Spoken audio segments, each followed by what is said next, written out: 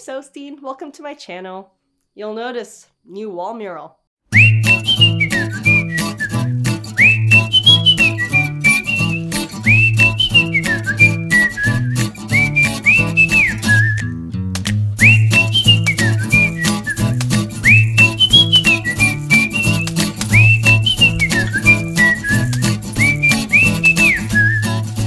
Anyways, let's get started. One musical I've been dying to see live for years and failed to was Hamilton. The last time I was in St. Louis, I was on call. And when it came out this summer on Disney+, oh man, it was worth the wait. To this day, I can't watch it without crying at the end. It's a beautiful musical, which I can't even put into words why I love it so much. For one, it shows how little race actually matters in casting. And the costuming in Hamilton is just phenomenal. So I was planning on making a Hamilton costume at some point. My friend Heroic Heroine on Instagram has already the most brilliant, historically accurate Eliza out there. But before I actually got to this particular project, friend and brilliant YouTuber Bernadette Banner came up to me and asked me if I would be up for making a Hamilton Spencer designed by the very same Paul Tazwell, this time for charity. Of course, the answer was a resounding yes. Oh my god, I was really excited. So the Spencer in question does not actually show up in the musical for copyright reasons, but it was still designed by the very same designer. It is closest to the Spencers worn by the supportive cast in Act 2's Blow Us All Away. Side note, I can't actually watch that scene without crying, so I'm actually going to fast forward through those scenes and just show you the Spencers. Now, this Spencer pattern is in fact available to buy, and I will link it below, and the money raised from it will go to the Costume Industry Coalition. Now, if you don't know of them, they're a group of 50 or so businesses that came together during May of this year to try to keep the Broadway industry alive. Broadway is closed, the purchase and making of costumes have stopped, and they have no way of making ends meet right now. So the Costume Industry Coalition is working hard to try to keep this incredibly important and essential art alive through the pandemic by petitioning to the government as well as actually supporting businesses that are at risk of closing. So let's talk about this particular Spencer. This is the costume sketch by Paul Tazwell. You'll see that it's designed for this ensemble cast as it's worn on top of leggings and a corset. I personally believe that these Spencers were heavily influenced by those at the Metropolitan Museum of Art. For instance, my friend Marika of Enchanted Rose Costumes pointed out that this particular museum Spencer had the same arm detail as the one that we're making. Now, this Spencer is from 1820. It's a gorgeous silk Spencer with pipe details as well as rouleau trim. Rouleaux is, in fact, a stack of red blood cells where they form a particular shape of stacks. This causes the red blood cells, or erythrocytes, to coalesce and thus fall out of your blood, or fancy word, sediment, out of your blood. And this tends to happen when the amount of proteins in your blood water increases, which tends to be when your body's immune system flares up, such as when fighting an infection or perhaps during rheumatoid arthritis. Now, this can in fact be measured by your local laboratory, giving the phrase erythrocyte sedimentation rate, also known as ESR, and your doctor may order this when you are sick. Oh wait, not that kind of Rouleaux? It's also a historic method of trimming. It uses bites cuts of fabric, rolling them into little tubes and sewing them onto your garment to make it look fancy. This is one of the reasons why I think that this pattern is particularly fantastic. Now, just as a heads up, I am a tester for this pattern, so I will talk about the changes that I had to make to the original pattern that they sent me. So I recommend to everyone to double check and make a muslin before you actually make it, which I will also talk about, but is really essential. So the first step, of course, was print up the PDF pattern and tape it up. This took about 2 hours, and I actually listened to Audible, which makes this a fantastic time to talk about today's sponsor, Audible. I love audiobooks, especially as an accessory to sewing, which this allows me to focus my eyes on whatever I'm doing instead of worrying about looking up at the TV occasionally to figure out what they're talking about. I'm currently listening to The Royal Art of Poison, which combines my fascination with science, medicine, and royal history. So it talks about famous kings and queens and mistresses in history who are rumored to have been murdered. The really cool bit is that they not only go into historic rumors, they also explain new forensic findings and tell you what medical specialists say today. So far, the medicine has been on point, so it's been a delightful read. Considering how many hours of hand sewing this project has taken, consuming audiobooks have made the time pass really quickly. I've personally been an Audible member for years, and I'm in the Audible Premium Plus membership, which gives me 1 Audible credit a month, which I can use to pick a book of my choice. Now Audible makes it easier than ever with a free 30-day trial. Visit audible.com/Sosteen or text Sosteen to 500-500 to try it out now. And if you do read Royal Art of Poison, be also sure to check out Sex with Kings. I just finished and was also delightful. Once I had that taped, it was now time to actually cut out the pattern. I cut out the pieces in my size and quickly stitched up a muslin. Quick tip, I always use a contrasting color for a thread when sewing up a practice muslin, so it's easier to see where the seams are and then also to rip them out later. I know that the pattern measurements say that the underbust is of a size 0 is 27.25 on the pattern. I personally have a 30.5 inch underbust and had to remove about 2 to 4 inches. So please remember that the underbust measurement is actually closer to 32 to 34 inches and not 27. So first I put the muslin on my dress form inside out without ironing it. After closing the front approximately where I would want the final to be closed, I started pinching each seam to the size that I would want it. Now this is why I tell people to make the practice slightly larger than your actual body size. It's much easier to shrink down a muslin than go up. So after I pinched all the seams so that it would fit my dress form, and thus me perfectly, I marked those lines with a pencil. Just an aside, I use a Beatrice dress form, which is a special dress form made of my body using a scan of me from my cell phone, and then machine cut out of foam to look just like me. It makes pattern drafting really easy, but I will say most people don't have this, so if you do not, I would say just put on your undergarments, put it on yourself, and kind of pinch it yourself, or have someone else do it for you. So now I had a muslin pattern, I cut this out, added seam allowances, and adjusted the original pattern. For my Spencer, I decided to go with the linen rather than the recommended silk taffeta. Simply because 1, I have a Spencer already with embroidery mimicking fake rouleau, or faux loup, that I made last year, and I really wanted something lighter weight. And I really want to wear this to JASNA, which is the Jane Austen Society of North America Festival, which I go to in Louisville, Kentucky every July during non-pandemic years. Because if you're going to go walking in 98 to 100 degrees in the middle of the summer in a giant field somewhere, you really should avoid silk and go with linen. Also wear a bonnet. Also have ice cubes or anything to help. So first off, I picked this pink because it was very similar to the Metropolitan Museum of Art version, and the linen I'm using is from fabricstore.com. They have a lot of different weights, and I chose to go with the 3.5 weight linen, which is very, very light, as opposed to the 5.3 weight, which is what I use in this dress. Moreover, it's a little bit too thin by itself, so it needs to be flatlined. And I chose to flatline mine with a cotton muslin that I used to actually draft it out.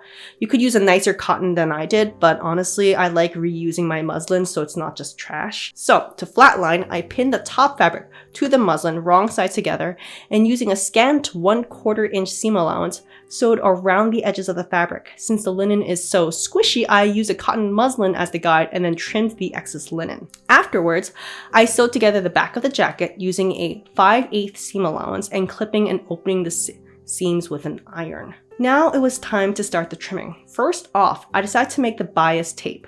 Now the original pattern said to use 1 yard of fabric for bias tape. Don't listen to this.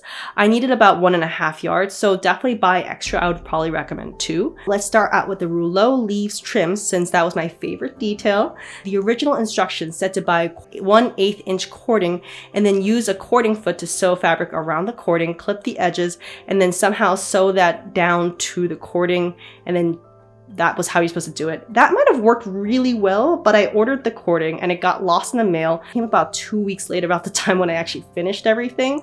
So what I did was fabric and fictions method.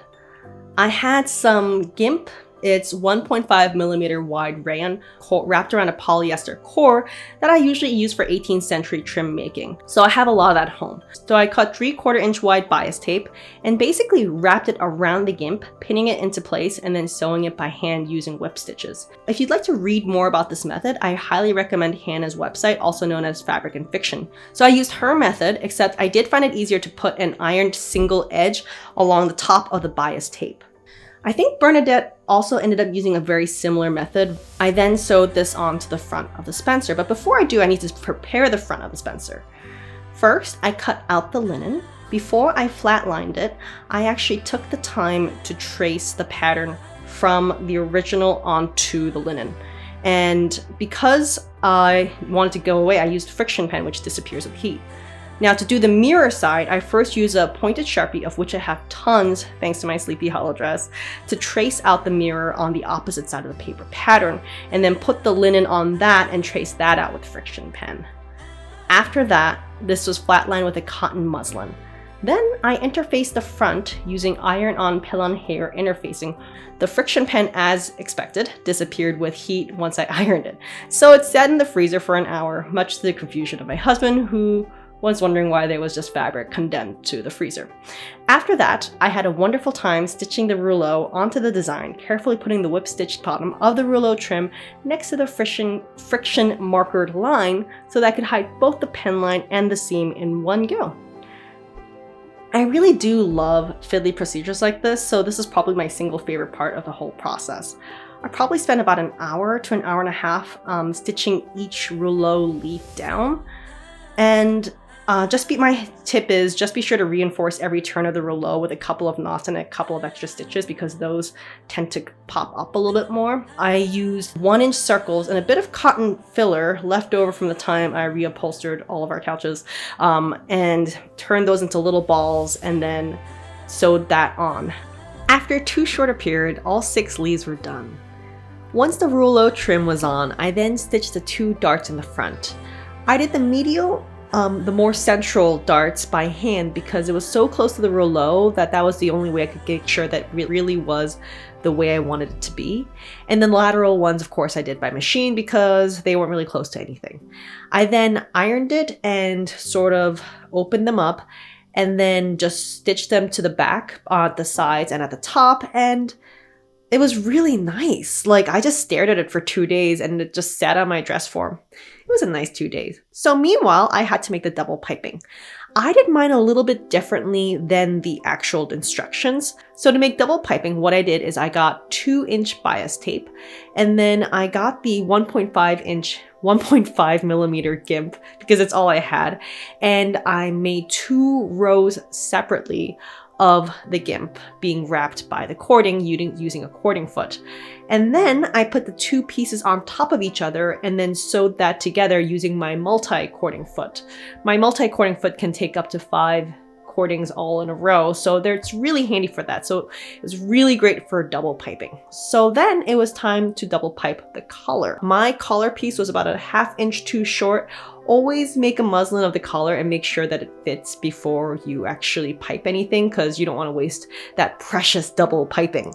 So what I did was I then cut the edges of my double piping down to 3/8 of an inch seam allowance, and then kind of clipped and curved it and pinned it all the way around the collar, and then again use my cording foot to sew that into place, really closely sewing the double piping to the collar edge. Then I added the pipe collar onto the bodice, clipping the points that is marked between the collar and the lapel so that everything opens up nicely. And then I piped the rest of the jacket with the double piping. Again, I cut the piping to the same width as the seam allowance. I think it was 3/8 of an inch. And then I just kind of pinned it all the way around the lapel, around the front, along the bottom. And then I sewed it on. And then I realized, oh my God, I forgot to put on the belt. And I'm like, I don't need a belt. I don't need a belt. And then my husband was like, it looks better with a belt. And I was like, you're right. So I took off the piping only along the bottom and then sewed on the belt and then wrapped the piping all around that. There was about a 3-inch gap in the back where the piping there wasn't enough piping. So again, I just filled in that part with excess piping. You can still see that mistake in the final, but you know what? It's fine. It still looks really good. And I don't really care if people give me crap about something like that. So altogether, I was really pleased with the result. So after sewing the piping along that edge, I then just ironed it and opened everything up so that the piping looked really nice and clean and was going outwards. And then I lined the front collar and the lapel here, and then lined the belt by cutting excess of those portions, and then hand turning the hem and then pinning it on the wrong side of each to the wrong side, and then hand felling that down. That's the way I prefer to just do it. It's a little bit more time consuming, but it's less stressful for me, and then hand sewing is really, really therapeutic for me. And then I didn't line the rest. Honestly, this is gonna be worn at Jasna, and again, in like 100-degree weather in a field somewhere, so this is how I like it. Meanwhile, I started on the sleeves. I cut out the pattern and made a muslin, and I'm not showing this part on camera because I literally couldn't get my arm into the sleeve. It was so small, or my arms were too big. And goodness knows I do not have the world's thinnest arms, because there's a reason I like bishop sleeves, but at the same time, it wasn't the upper arm that didn't fit, it was the forearm, which is really weird to me. So I got the inner lining. There's an outer arm and an inner arm. So I got the inner arm piece, cut that in half along the middle, and then sort of put in a triangle wedge shape, taped it to a piece of paper, and then copied it, and now I had a new pattern piece. So it was time to do the triangle motif. I originally cut out the motif pattern, and I went to trace it onto my pink linen using friction pen, and I was like, oh my god, it doesn't fit. It's just too big. So I cut off the bottom 1.5 inches of the triangle, and then it fit my sleeve perfectly. So then, before I did anything else, I got my linen, cut out the piece, traced a triangle and all the markings on both sides, and then I flatlined it to the muslin, and then I ironed it, put in the freezer again, and while my sleeves were literally chilling, I then got ready to do the tubes. God, it's not really quite Rouleaux anymore because there's like nothing in it. It's just like hollow tubes at this point. So for my hollow tubes, I also did it differently. I cut a 1-inch piece of bias tape, folded a 1/4 inch down on each side of the bias tape, and then folded that in half, and then pinned it closed so that all the raw edges were hidden inside of the tube, and then just hand whipped that down. So that was pretty fun. That's the way I did it. So after that, I pinned the tube onto the design. It's weird. You do have a triangle at a time, and I'm gonna draw it here so you can actually see the path that the tube should actually take, from the outside to the center, then the outside again, where it does a little flip and then goes back to the center and then out again. And then it flips again and it goes back and forth. And towards the top of the triangle, it gets a little wonky. Feel free to like freeze frame this and save it onto your computer so that it can help you in the future if you need it. It's just kind of wonky, but it looks really good. So I pinned everything down. Now in the original 1820s garment at the Met, as well as the image from the Hamilton pattern, I think they only sewed the ends down. Now, I thought that would just like catch on everything. So personally, I took the time to actually sew the entire tube down, and I just kind of did a back and forth zigzag stitch so that I would catch opposite sides of the tube as it went around. And it probably took me about 7 hours per sleeve to do this triangle motif. But I thought it looked really good. And at the top of each Christmas tree / triangle, because it's December, I put 3 little balls and a cute little bow on top, and man, that bow just kind of like makes it. I then sewed the sleeve up and it was ready. Meanwhile, I had to also sew up the oversleeve stuff, piping it here and there.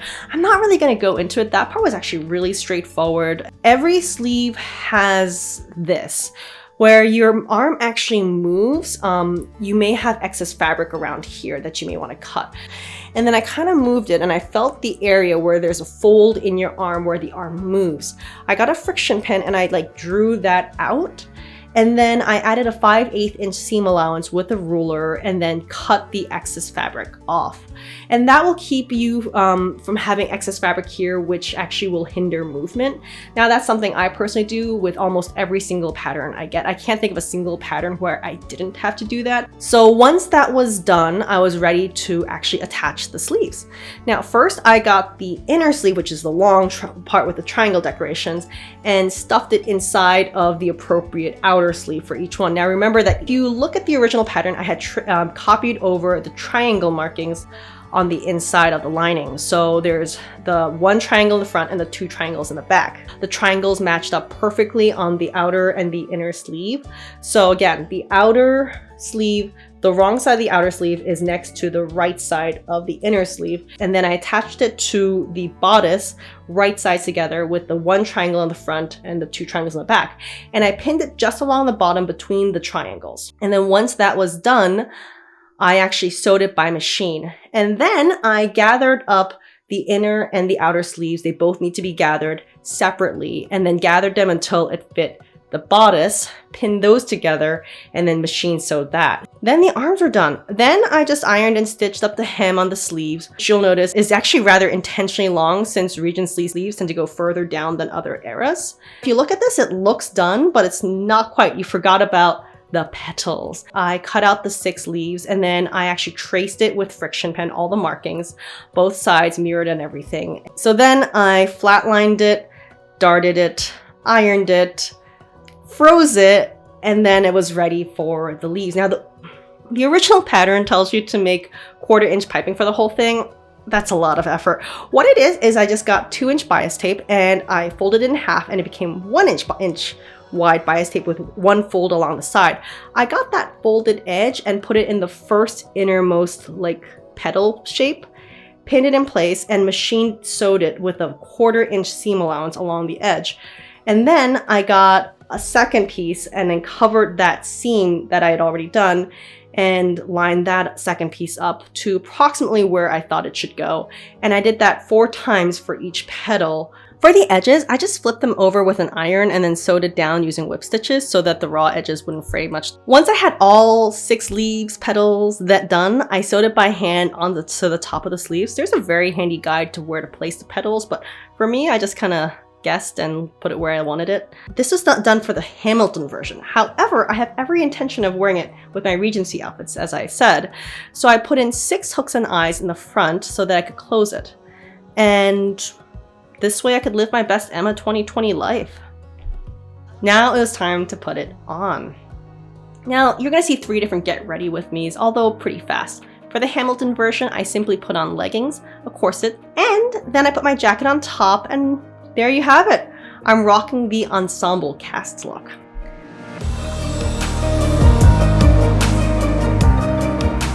For my historical look, I start with my Regency chemise, my Regency corset, a petticoat. The dress, this is one I embroidered and is sewn up by my friend Historic Thimble using the Laughing Moon pattern, fantastic pattern.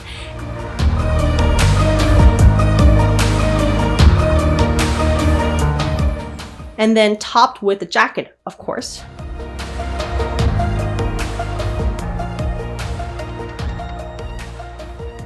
No Regency outfit is finished without a bonnet.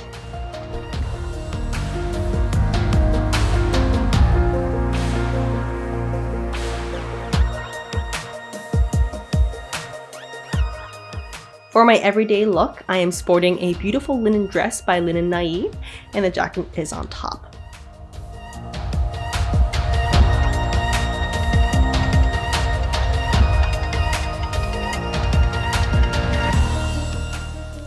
As you can see, this Spencer has so many different ways to wear it, and I think that it will actually look even good with just like jeans too. Although I didn't test that yet.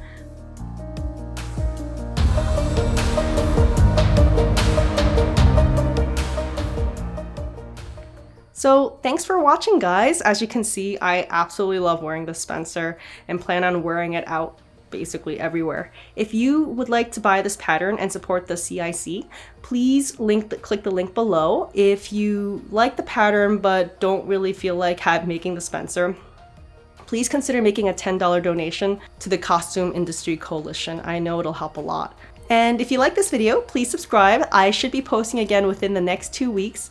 The next video should be the Sophie dress from Howl's Moving Castle.